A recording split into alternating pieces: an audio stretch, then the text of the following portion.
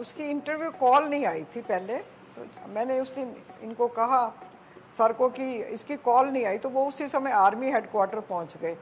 तो उन्होंने कहा कि हमने तो 3 बार कॉल किया है, आप लोगों का कोई रिस्पांस नहीं आया, शायद किसी ने इधर उधर मिसप्लेस कर दी होगी। उन्होंने कहा आज का दिन है लास्ट, आज अगर आप इसको कल सुबह तक इलाहाबाद पहुंचा दो तो इसकी इंटरव्यू हो जाएगी। एंड सेम डे उसके पापा उसको लेके चल दिए। एंड मॉर्निंग इलाहाबाद स्टेशन पे फौजी ऑफिसर आए हुए थे उसको लेने के लिए। अनुज ने पापा को कहा कि dad I will make it. And वो मुड़ के पीछे नहीं देखता था, he just gave a tight hug to his father. And after that उसके पापा उसी स्टेयर में बैठ गए रेलवे स्टेशन पे। तो उनको ये लगा कि मैंने अपने बेटे को डेस्टिनी को दे दिया है। ये एक चीज़ उनको तब लगी जब अनुज की शहादत हो गई, तो उनको लगता कि शायद मैंने उसी दिन ही अनुज को देश को दे दिया था। एंड अनुज की सर कुछ इच्छाएं थी, वो कहता था कि मैं जो भी जिन्होंने भी हमारे इनोसेंट इंडियन को मारा है, मैं एक एक से बदला लेना चाहता हूँ। I will keep breathing till the मैं आखिरी दुश्मन को ख़त्म ना कर लूँ। सियाचिन में पोस्टिंग मांग रहा था, अपने आप को टेस्ट करना चाहता था, पर सियाचिन की पोस्टिंग उसे नहीं मिली। बट अदरवाइज उसको अपने आप को टेस्ट भी करना था और उसको वॉर मिल गई। पर उसने जो करना था अपना कर दिया। तो उसमें ऐसा भेजने का तो कुछ नहीं था। आप देखिए मदर के लिए तो बहुत पेन की चीज़ है। सब लोग मेरे को पूछते हैं कि आपको पेन है, प्राउड है। I always say proud is there of course, but जो पेन है वो मेरी पेन जो है वो प्राउड से कहीं ऊपर चली जाती है। आज भी किसी ने पूछा था 25 ईयर्स आपके कैसे, मैंने कहा मेरे लिए 25 ईयर्स नहीं है, मैं अभी भी 99 और 25 मेरे में कोई फ़र्क नहीं है।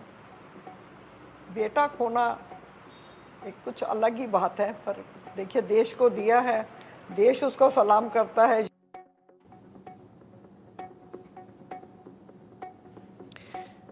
ऐसी वीर कहानियाँ या वीर गाथाएं जिन देशों में होती हैं, उन देशों के पास नाज करने के हजारों कारण होते हैं।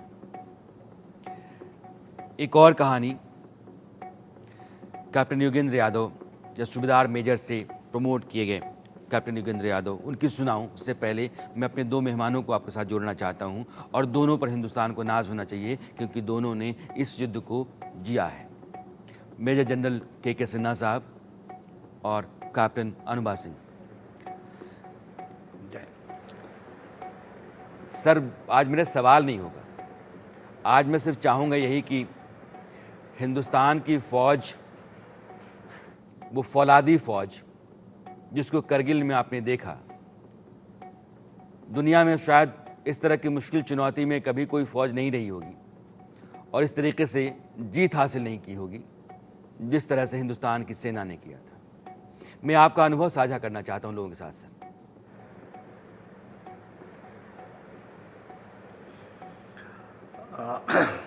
राणा साहब, जय हिंद। देशवासियों को जय हिंद। आज हम कारगिल दिवस के पूर्व संध्या पे बातचीत कर रहे हैं और मेरी यादें 25 साल पहले चली जाती है, क्योंकि मैं कारगिल वॉर के समय कमांडिंग ऑफिसर था एक बटालियन का, और जिसको दिल्ली से एयरलिफ्ट किया गया था वॉर के लिए। और हम 5 मई से लेकर लास्ट तक, उसके बाद 1.5 साल और हमने उन कारगिल की हाइटों में और बहुत सारे अटैक्स डाले, बहुत सारे जवानों को खोया, ऑफिसरें खोई, बहुतों की अवार्ड मिली। और वो गाथाएं ऐसी हैं राणा साहब, जब जब याद आती है तो केवल वो उन योद्धाओं की वीर जिन्होंने अपनी जान की निछावर करके एक पल भी नहीं सोचा है। मैंने तो ऐसे ऐसे देखे उस दौरान 97-98 ऑफेंसिव ऑपरेशंस हमारी बटालियन ने किया था।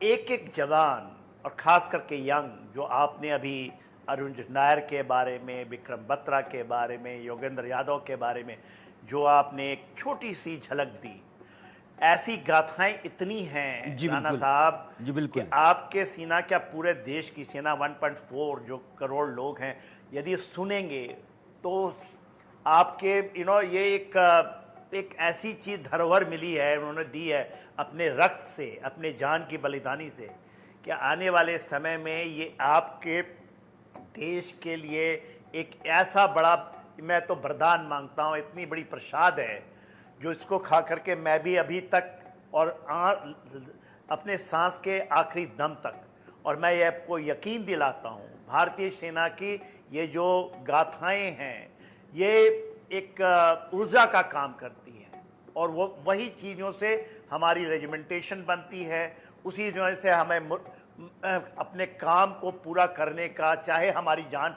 बलिदान क्यों नहीं चली जाए। देखिए, मैं सिख रेजिमेंट को बिलोंग करता हूँ जी। और उसमें एक बहुत बड़ा ये है हमारे गुरबानी में, सूरत पे पहचानिए जो मरे दीन के हेत, उसको ही हम सूरवीर कहते हैं, जो जो रणभूमि में पुरजा पुरजा कट मरे, एक एक पुरजा कट मर कभू न छाड़े खेत। और ये मैं इनको सुनता था अपनी रेजिमेंट के अंदर में, मगर उसको मैंने जिया है, देखा है अपने आंखों से, और इतनी गाथाएं हैं, यदि आप देखेंगे राणा साहब, आप सुनाएंगे तो ये गाथाएं खत्म नहीं होगी। जी, मैं और ये मानता हूं। एक्चुअल हैं, ये एक्चुअल है, कोई ऐसी नहीं कि कल्पनाओं में नहीं है। ये बहुत सौभाग्यशाली देश है जिसके पास इस तरह के सपूत हैं, वीर सपूत हैं, जिनकी कहानियाँ कभी ख़त्म ही नहीं हो सकती हैं, अनथक हैं, अनंत हैं। कैप्टन अनुभा, मैं कोई ऐसा एक अनुभव आपका चाहता हूँ कि आप शेयर करें जिससे लगे कि इस देश में वाकई वैसे ही लाल रहे हैं और यह देश ऐसे ही वीर सपूतों से भरा हुआ है। जी बिल्कुल। अभी आपने 3 वीरों की बात की गाथा सुनाते हुए, तो मैं उसमें ये जोड़ना चाहूंगी कि जितने भी सैनिक उस समय वहां पर मौजूद थे, वो सब उन वीरों से कम नहीं थे। वो सब दिल में वही जज्बा लेके वहां गए थे जो कि ये 3 वीर जवान या हमारे और बहुत से जवान जिन्होंने बलिदान दिया, शहीद हुए। तो उस तरह का जज्बा, जो उस तरह का फर्वर उस समय मैंने देश में देखा, कैसे देश एक होके अपने दुश्मन से लड़ रहा था, और किस तरह से हर माँ अपने बच्चा जो उसका फौज में था, वो चाह रही थी कि उस तरह का बलिदान दे। हर देशवासी उस समय पूरी फौज के साथ था। तो इस तरह का जज्बा मैंने वहां पे देखा, और जहां पे उस समय मैं पोस्टेड थी, वहां से क्योंकि ये एक जो एक कन्वेंशनल वॉर था, हालांकि डिसेप्शन में हुआ और अचानक हुआ, जिसके लिए उस वक्त हम तैयार नहीं थे, पर ये मेरे सामने हुआ कि किस तरह पल भर में ना तैयार होने के बाद हम किस तरह एकदम से तैयार होके और हमने उस जी जंग पर विजय हासिल की। तो बिल्कुल। ये जज्बा है। हमारी तैयारी बेशक बहुत अच्छी नहीं थी, लेकिन जज्बे की जो जीत है वो हमने वहां पे देखी। जज्बे ने, और हौसले ने, हर एक ताकत जवान ने जी, हिंदुस्तान जी। को वो जीत दिलाई जिसको दुनिया के इतिहास में हमेशा स्वर्ण